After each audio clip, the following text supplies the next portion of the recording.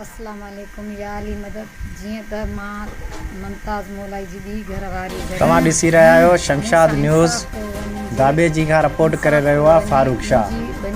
दाबे जी में बिजली जे गैर एलानिया लोड शेडिंग ऐं पाणी जी बंदिश ख़िलाफ़ शहरनि ऐं ख़वातीन इतिजाजी मुज़ाहिरो कयो। मुज़ाहिरनि जो चवणु हो त गुज़िरियल 2 महीननि खां दाबे जी में पाणी जी सख़्तु बहिरान आहे।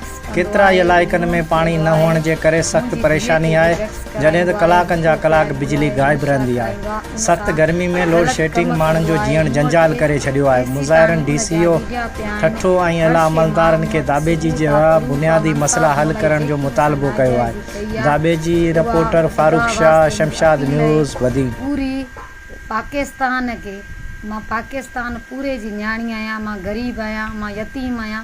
वो अमीर माण्हू आहे, मां हुन सां जाॾे कोर्टुनि में थी वञा, जाॾे थी वञा, मुंहिंजी वाह कोई नथो ॿुधे। मां हिकु यतीम माई आहियां। मुंहिंजी चीफ जस्टिस खे रिक्वेस्ट आहे, इमरान ख़ान खे रिक्वेस्ट आहे, बिलावल भुट्टो खे लाड़काणे ज़िले में मां राश उन जी आहियां, राश वारी आहियां, उन जे राश ॻोठ जी आहियां, जेका सो मूंखे महिरबानी करे मूंसां मदद कई वञे। मूंसां ॾाढो ज़ुल्म थियल आहे, ॾाढो ज़ुल्म करे थो मुमताज़ मोलाई। हिनमहिल मूंखे न घर आहे, न मूंखे तड़ आहे, न मूंखे कुझु बि आहे। मां हिनमहिल दर दर जा धिका थी खाईंदी वठां। मूंखां बचा खसिया विया आहिनि।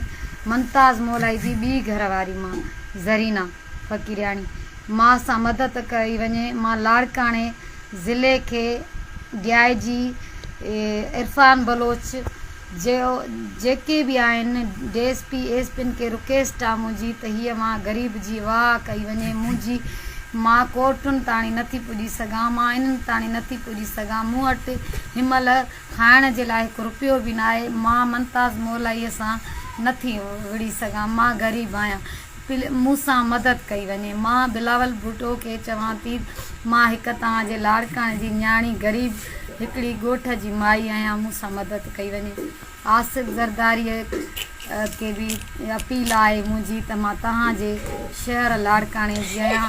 इमरान ख़ान खे मुंहिंजी अपील आहे, जस्ट चीफ खे मुंहिंजी अपील आहे त मुंहिंजी मदद कई वञे। मूंखे न्याणियूं, मूंखे शित मोटाई ॾेई वञिजे।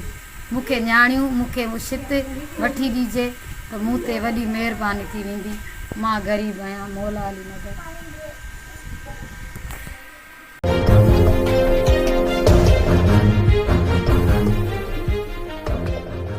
तव्हां ॾिसी